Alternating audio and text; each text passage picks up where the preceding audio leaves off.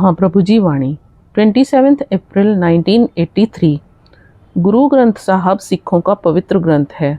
कल से 3 दिन तक लगातार गुरु ग्रंथ साहब का अखंड पाठ होगा। यह अखंड पाठ विश्व कल्याण की भावना से होगा और जो यहाँ उपस्थित हैं वे सब बड़े भाग्यशाली हैं, क्योंकि वे इस सदग्रंथ का पाठ सुनेंगे।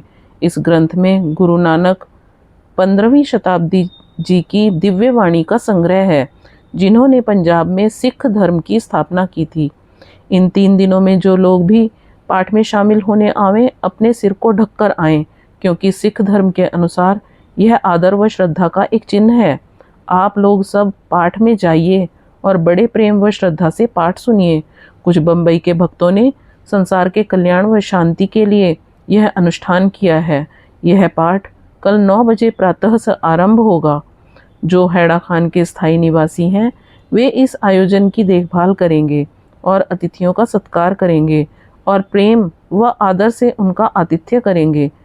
हैड़ा खान में यह महान अनुष्ठान आज दूसरे वर्ष फिर हो रहा है और सब लोग जो उपस्थित हैं अपने को इस सुअवसर में आने के लिए सौभाग्यशाली माने। इस विश्व में इस समय एक ओर तो आग बरस रही है और दूसरी ओर अमृत की वर्षा हो रही है। यह आपको स्वयं निश्चय करना है कि आप अग्नि में जलना पसंद करेंगे या अमृत पान करना। जबकि अग्नि की ज्वाला चारों ओर फैल रही है, हमारा कर्तव्य हो जाता है कि हम अपने को इस ज्वाला में जलने से बचावें। हमको सतर्क व सावधान हो जाना चाहिए। इस समय अपने अज्ञान के कारण लोग आग की ज्वाला में कूद रहे हैं। हमें लोगों की रक्षा करनी चाहिए और यह हम तभी कर सकते हैं जब हम में बहुत साहस हो। हमें दूसरों को भी साहस दिलाना चाहिए, क्योंकि बिना साहस के कुछ नहीं हो सकता। साहस बहुत ही आवश्यक वस्तु है। श्री महाप्रभु जी ने बार बार आपसे कहा है, जागो और दूसरों को जगाओ, अपने मन को वश में रखो और दृढ़ निश्चयी बनो।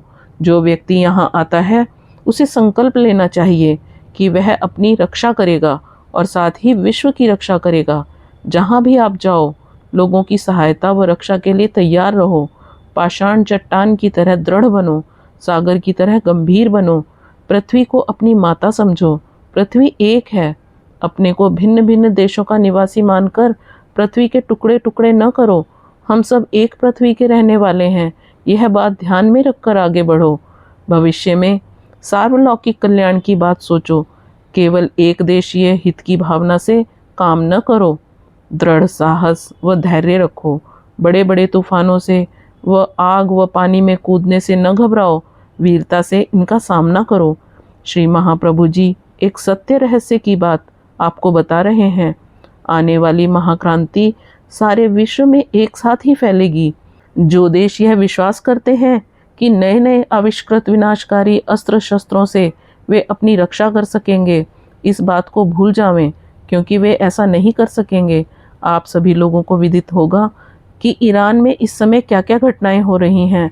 इससे पहले खोमेनी का नाम किसी ने सुना तक नहीं था और अकस्मात उसने सब जगह अपना अधिकार जमा लिया। श्री महाप्रभु जी महाक्रांति की तैयारी कर रहे हैं।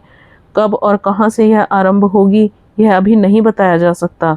जब समय आवेगा तब आप स्वयं जान लेंगे।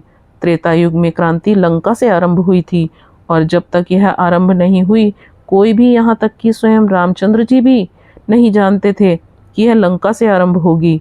द्वापर युग में श्री कृष्ण जी के समय में भी किसी को पता नहीं था कि क्रांति कहाँ से आरंभ होगी। जब कुरुक्षेत्र में यह आरंभ हुई तो सारे विश्व भर के लोग एक बड़े विश्व महायुद्ध के लिए यहाँ एकत्र हो गए। श्री महाप्रभु जी भी अपनी लीला इसी तरह विश्व को दिखावेंगे। जैसा आप लोग सब जानते हैं कि क्रांति की ज्वालाएं विश्व में इस समय चारों ओर फैल रही हैं। कोई भी ऐसी शक्ति नहीं है जो इस ज्वाला को और इसकी अग्नि को शांत कर सके। संसार की बड़ी शक्तियां, रूस व अमेरिका भी अपने नए नए विनाशकारी अस्त्र शस्त्रों से इसका सामना नहीं कर सकेंगे। उन्होंने जो जो नए आविष्कार किए हैं कुछ भी काम नहीं आवेंगे, सब कुछ नष्ट हो जाएगा। सभी लोगों को इस क्रांति के लिए तैयार रहना चाहिए। विशेषतः वे लोग जो यहाँ हैं तैयार रहें। जवान हो या बूढ़े, निजी व्यापार करते हो या सरकारी काम करते हो, काम में हो या बेकार हो, सभी को क्रांति में भाग लेना होगा। आप लोगों को भक्ति, प्रेम व योग के द्वारा अपनी व विश्व की रक्षा करते हुए क्रांति में भाग लेना होगा। उनके लिए जो श्री महाप्रभु जी के सच्चे भक्त हैं, अग्नि की ज्वालाएं शीतल हो जाएंगी। अग्नि उनके लिए हिम की तरह शीतल हो जाएगी। इसके लिए मन को वश में रखना व दृढ़ निश्चय की आवश्यकता है। सब लोगों को अपने को एक सिपाही समझना चाहिए और कर्मठ व सतर्क होना चाहिए।